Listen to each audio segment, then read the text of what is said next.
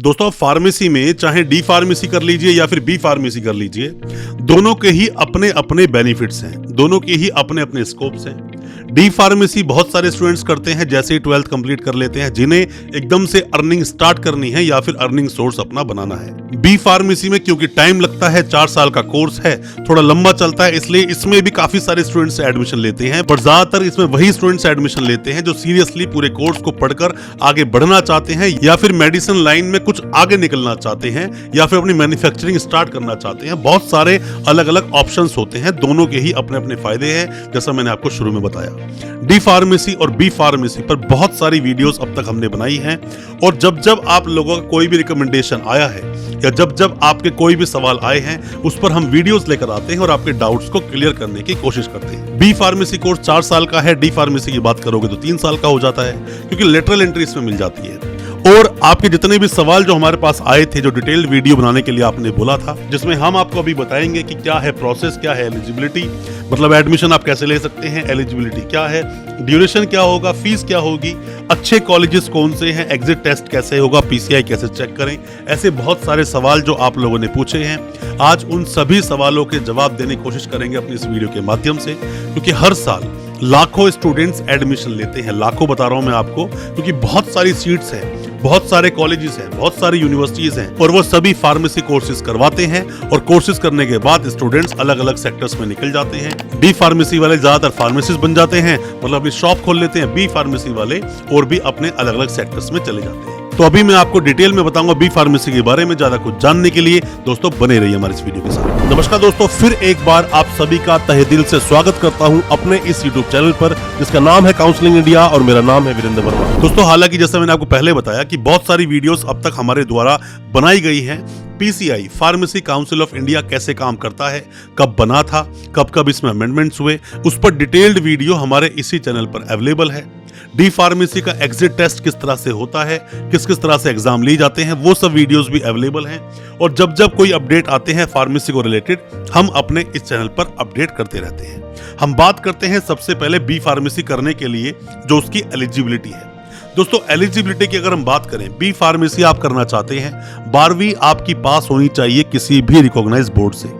कोई भी recognise board हो, जो भी कोई सरकार द्वारा मान्यता प्राप्त है, वहां से आपने 12th पास की है। 12th में आपके पीसीबी हो या पीसीएम हो, फिजिक्स केमिस्ट्री मैथ हो या फिजिक्स केमिस्ट्री बायो हो, आप कर सकते हैं फार्मेसी। साथ ही आपके 50% मार्क्स होने चाहिए। 50% मार्क्स हैं तो इजीली आपका एडमिशन हो जाएगा। यही 3 क्राइटेरिया हैं जो कि एलिजिबिलिटी को दर्शाते हैं और अगर ये 3 चीजें आप पूरी कर लेते हैं तो आपका एडमिशन आसानी से हो जाता है। अब हम बात करते हैं ड्यूरेशन की। ड्यूरेशन क्या होता है दोस्तों? बी फार्मेसी जहां 4 साल का कोर्स है, वहीं डी फार्मेसी 2 साल का कोर्स होता है। डी फार्मेसी करने के बाद अगर आप बी फार्मेसी करने की सोच रहे हैं तो ये कोर्स 3 साल का बन जाता है। बी फार्मेसी के बाद आप एम फार्मेसी करना चाहते हैं तो ये कोर्स 2 साल का होता है।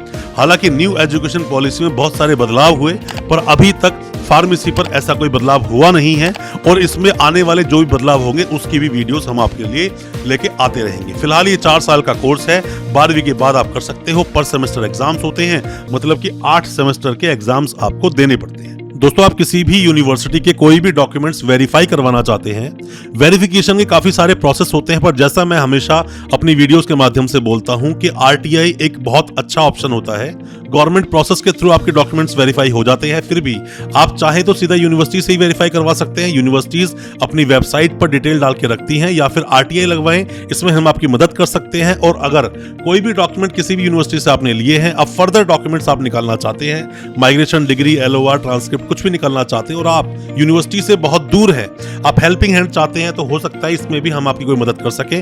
कोई भी डॉक्यूमेंट्स जो आपके यूनिवर्सिटी में भी पेंडिंग है, और दोस्तों कोई भी आप मदद चाहते हैं वेस्ट प्रोसेस में या फिर डिग्री को वेरीफाई करवाने के लिए, आप हमसे भी कांटेक्ट कर सकते हैं। अब हम बात करते हैं इसकी फीस के बारे में कि बी फार्मेसी की फीस कितनी होती है। दोस्तों वैसे तो बी फार्मेसी की जो फीस है, अगर आप किसी कॉलेज से करेंगे, गवर्नमेंट कॉलेज से, तो इसकी पर ईयर की फीस 20,000 रुपए से लेकर 70,000 रुपए तक हो सकती है। पर अगर आप किसी भी प्राइवेट यूनिवर्सिटी की तरफ रुख करते हैं तो इसकी फीस 75,000 रुपए से लेकर 1.5 लाख रुपए तक पर ईयर की फीस होगी। और इसमें हॉस्टल की जो फीस होगी वो अलग होगी, डेवलपमेंट चार्ज जो होगी वो अलग होगा, और साथ ही जो यूनिवर्सिटी की जो यूनिफॉर्म फीस होती है वो अलग होती है, स्टडी मटेरियल की फीस अलग होती है। तो फीस को अगर जनरली आप देखोगे तो आप पर ईयर मान के चल सकते हो कि 70,000 रुपए से लेकर 1 लाख के बीच में अच्छी यूनिवर्सिटी, अच्छी प्राइवेट यूनिवर्सिटी आपको मिल जाएगी। क्योंकि एग्जामिनेशन जो बॉडी होती है, एग्जामिन जो बॉडी होती है, प्राइवेट यूनिवर्सिटी खुद में होती है, खुद में ही आंसर शीट चेक की जाती है, खुद ही नंबर दिए जाते हैं, खुद ही प्रैक्टिकल करवाते हैं और खुद ही थ्योरी करवाते हैं। तो यहाँ आपको ये बेनिफिट्स मिल जाते हैं, बट ऐसा कॉलेजेस में नहीं होता। कॉलेजेस की आंसर शीट चेक होने जाती हैं, तो वहां पर थोड़ा सा आपको डर हमेशा लगा ही रहता है। तो फीस के बारे में बताया, ड्यूरेशन के बारे में मैंने आपको बताया और एलिजिबिलिटी बताई। अब बताते हैं एडमिशन प्रोसेस के बारे में। दोस्तों, आपके पास 50% मार्क्स हैं, साथ ही आपने किसी भी रिकॉग्नाइज्ड बोर्ड से कंप्लीट किया है अपनी 12th को, साथ में पीसीबी या पीसीएम है। अब आप एडमिशन ले सकते हैं डायरेक्ट, मतलब कि बहुत सारी यूनिवर्सिटीज और बहुत सारे कॉलेजेस डायरेक्ट आपको एडमिशन देते हैं। बी फार्मेसी में एंट्रेंस देने की आपको जरूरत पड़ेगी नहीं, मतलब डायरेक्ट आपका एडमिशन हो जाएगा।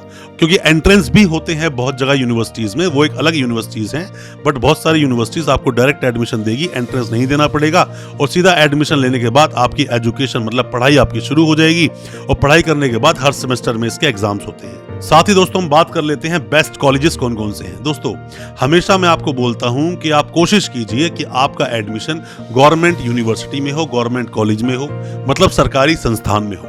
क्योंकि अगर आप ऐसा करते हो तो यहाँ पर सवाल या जवाब, जो भी कुछ आपके सवाल पूछे जा सकते हैं फ्यूचर में, उन सब से आप बच जाते हो। प्राइवेट यूनिवर्सिटी में भी एडमिशन ले सकते हो, प्राइवेट यूनिवर्सिटी को अच्छे से टटोल लें तभी एडमिशन ले, ऐसे ही एडमिशन आप ना लें। क्योंकि बहुत सारी चीजें प्राइवेट यूनिवर्सिटी में आपको देखनी पड़ती है। क्या क्या देखना पड़ता है? सबसे पहले पीसीआई का अप्रूवल, वो तो आपको गवर्नमेंट कॉलेज में भी देखना चाहिए। फार्मेसी काउंसिल ऑफ इंडिया का अप्रूवल अगर नहीं है तो वो कॉलेज या यूनिवर्सिटी आपको बी फार्मेसी नहीं करा सकती। आप करना भी मत अगर आपको क्लियर कट पीसीआई का अप्रूवल अगर वेबसाइट पर नहीं दिखता है तो। साथ ही उस कॉलेज या उस यूनिवर्सिटी की सीट्स चेक करें, कितनी सीट्स है। कई बार ऐसा हुआ है, पहले भी ऐसा देखा गया है, कई सारी प्राइवेट यूनिवर्सिटीज ने जिनके पास अप्रूवल 120 सीट का या 60 सीट का था, 300 400 एडमिशंस ले लिए, बाद में स्कैम में फंसे और बाद में स्टूडेंट्स के साथ बहुत सारी प्रॉब्लम्स हुई। यूनिवर्सिटी तो ले देकर निकल जाती है इन चीजों से, बट फंसता कौन है? स्टूडेंट। साथ में ही कॉलेज या यूनिवर्सिटी में जहां भी आप एडमिशन लेने की सोच रहे हैं उसमें लैब्स चेक कर लें। लैब्स होनी चाहिए अच्छी, जहां आप प्रैक्टिकल करेंगे और प्रैक्टिकल करने के साथ साथ नॉलेज उससे बढ़ती है, तो लैब्स का होना बहुत ज्यादा जरूरी है। 4 साल का टाइम आपको लगता है इसमें फार्मासिस्ट बनने के लिए, फिर चाहे उसके बाद आप मेडिसिन को मैन्युफैक्चरिंग यूनिट डालें या फार्मासिस्ट बन जाएं, वो डिपेंड आप पर करता है। और एज की भी अगर बात करें तो मैंने देखा है इसके अंदर 30-35 साल के लोग भी बी फार्मेसी करते हैं, तो ऐसा घबराने की जरूरत आपको नहीं है। बी फार्मेसी एक अच्छा कोर्स है, करना चाहिए। डी फार्मेसी के अपने बेनिफिट्स हैं और बी फार्मेसी के अपने बेनिफिट्स हैं। बी फार्मेसी में आपको एडमिशन लेना चाहिए। कोई भी किसी भी तरह के सवाल हैं एडमिशन लेने को लेकर, कोई अच्छी यूनिवर्सिटी आप जानना चाहते हैं, कॉलेज जानना चाहते हैं, फीस के बारे में जानना चाहते हैं, कोई भी सवाल है आपके, कमेंट बॉक्स में सवाल पूछें या व्हाट्सएप करें, हम आपको रिप्लाई जरूर करेंगे। हो सकता है हमारे किसी रिप्लाई से, हमारे किसी सजेशन से आपको कोई मदद मिल सके। अच्छा लगा हो आज का वीडियो, हमारे वीडियो को ज्यादा से ज्यादा अपने दोस्तों, परिजन, परिवार तक शेयर करें ताकि वो भी अपने आप को जानकार बना सकें। चैनल को सब्सक्राइब करना बिल्कुल ना भूलें, साथ में लगा बेल आइकन जरूर दबा दें ताकि इसी तरह की एजुकेशनल वीडियोस आप तक पहुंच सके सबसे पहले। बहुत बहुत शुक्रिया दोस्तों, धन्यवाद हमारे इस वीडियो के साथ बने रहने के लिए।